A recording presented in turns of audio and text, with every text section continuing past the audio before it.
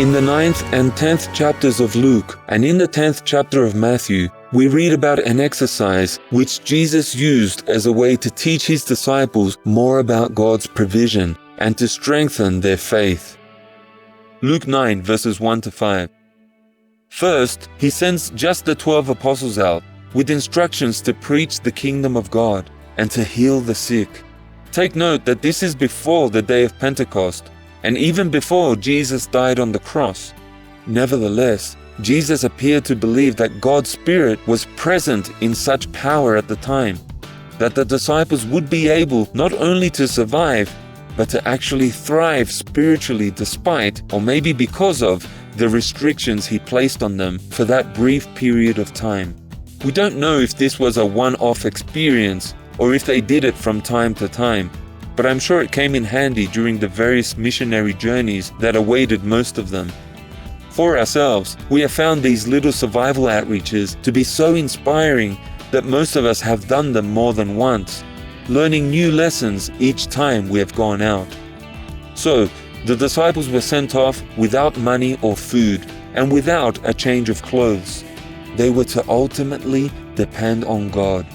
But Jesus made it clear that God would use the generosity of the people in each village they visited to provide accommodation and other needs for them as well. Matthew 10 verse 1 and verses 7 to 12. In Matthew's account of this same experiment, there is much more detail. However, it is not clear in either passage whether the 12 apostles traveled in pairs, as happened in a later incident, or whether they traveled together en masse. The instructions Jesus gives here are stricter than what he and his followers experienced most of the time. Because the details differ in these two different accounts, we here on A Voice in the Desert have tended to be flexible with regard to which items each person feels confident to leave behind while on such a mission within our fellowship. Differences are often dictated by the local climate or terrain, as well as by the health and strength of each participant. Some optional provisions might be photo ID, medications, glasses, a map, pen and paper, mobile phone, deodorant, a change of underwear, a comb or brush, and so far only a handful of us have chosen to go barefoot. My wife and I once took 2 sleeping bags for a week of cold, wet weather in Australia. Just keeping the bags dry was a somewhat comical challenge in itself. Elsewhere on this channel, there is a video reenactment of a 3-day faith outreach that I went on in 2018, just to give a feel for how such an experience might go if we were to do so today. In that particular one, I was dealing with my own fear of the cold, even though the temperature did not drop below freezing. There is a link to that video in the description of this video. Please watch it to get a better idea of how such a mission might progress. Matthew 10 verses 40 to 42. The entire 10th chapter of Matthew includes teachings about our need to face persecution when following Christ, trusting Him not only for protection but also for provision in situations such as these faith outreaches. Jesus concludes that chapter with comments about how people who give to His disciples on the understanding that they are helping a prophet or a disciple of God will receive special blessings from God in return for their generosity. Luke 10 verses 1 and verses 4 to 9.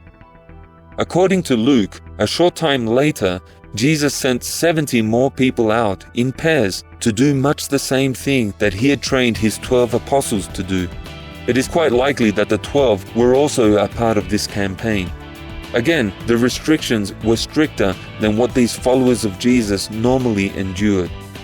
We know, for example, from other passages in the Bible, that the disciples had a bag in which they kept donations, and that they had at least a change of clothes, some of which Jesus instructed them to sell just before His crucifixion in order to buy a sword. One of the points that Jesus raises in all 3 of these accounts is that this exercise is a test of the general public as much as it is a test of His followers. He uses the word worthy to get this point across. Notice the phrase in the 7th verse of the passage on your screen now, where Jesus says, "The laborer is worthy of his hire."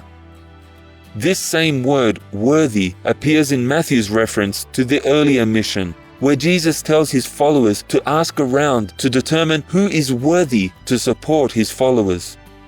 In today's world, there is so little faith that people tend to think that those of us who are doing the work of preaching the gospel are the ones who should be grateful if the public so much as gives us a cup of water, and our detractors have no problem with looking down their noses at us as being a blight on society for not getting out there and working for money like everyone else.